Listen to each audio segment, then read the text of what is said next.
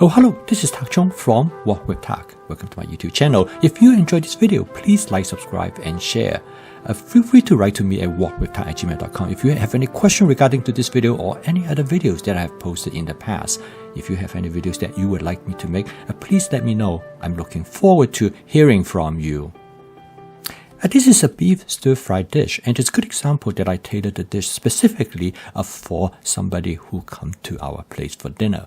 He loves beef, but he also enjoys pineapple and sweet corn. So I'm going to cook this dish using all these ingredients. The beef that I'm going to use to stir-fry this dish is a cut known as flank steak. It's the very popular cut used for stir-frying. I cut them up into sizes that are appropriate for stir-frying as soon as I bring them back from the supermarket. I cut it into thin slices. The thickness of the cut is important because it dictates the tenderness of the beef. I cut it into thin slices and it works very well. I'm going to store it in the Ziploc sandwich bag in 8-ounce portion. This is about the portion suitable for creating most of my dishes. I usually purchase this beef when they are on sale, and I portion them into multiple meals, and usually it will be sufficient for me to last about a month. And this is a very good way so that I can have beef anytime I want. I will force out as much air as I possible before I seal it, and then I spread out the beef into a single layer. This will allow me to thaw them out quickly.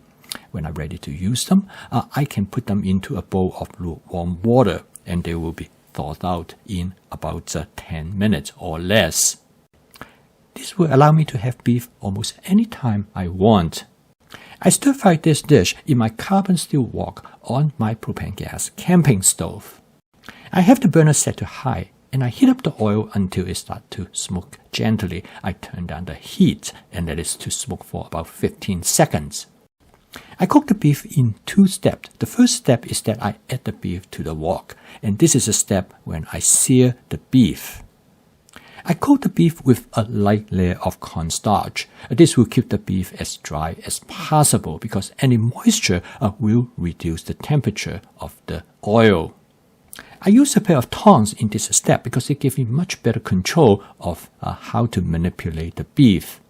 I add some portobello mushroom when the beef is about medium rare. This is an important step. The mushroom will reduce the temperature of the beef, and therefore you are now cooking the beef at a low temperature, and the beef will cook slowly. This is an important step because it will keep the texture of the beef moist and tender. The mushroom plays an important role in modulating the temperature of the beef. This is followed by adding some carrot. I have this carrot already blanched. And the next step is to add the pineapple. The pineapple plays an important role in maintaining the texture of the beef. Because of the acid that are present in the pineapple, it will keep the beef nice, moist, and tender. And since my dinner guest also loves corn, so I'm going to add some sweet corn to the dish. And this is a good example of flavor chasing. I construct the dish based on the preference of my guests of the type of ingredients that they prefer. I'm going to season the dish with about 1½ tablespoon of oyster sauce. This dish is already rich in flavor with the mushroom, the carrot, the sweet corn, as well as the pineapple. The oyster sauce mainly are used to enhance the savoriness of the dish. In my personal opinion, the oyster sauce is probably one of the best sauce for stir-frying because it is relatively mild. Therefore, it will not overwhelm the natural flavor of the food ingredients. Instead, it will enhance their flavor and make the dish more tasty. For this dish, I'm going to only use the oyster sauce. There are times that I will also use hoisin sauce, which will add sweetness to the dish. But the corn already provides sufficient sweetness, and the pineapple also add additional flavor to the dish. So the oyster sauce to me will be more than sufficient to enhance the natural flavor of the food ingredients in this dish. The oyster sauce is relatively thick, therefore it creates a sauce as well. Cooking this dish is extremely fast. It only takes about 3 to 4 minutes. Cooking the beef, as you can see here, are divided into 2 steps. The first step is to sear the beef in high heat, and that's very important because it will retain the flavor of the beef. And the second step is to cook it slowly. During the first step, you want to sear it but not to cook it too much, usually about medium rare. And then you use the second step by cooking it slowly through adding additional ingredients that will modulate the temperature during the cooking process. And the mushroom serves this purpose.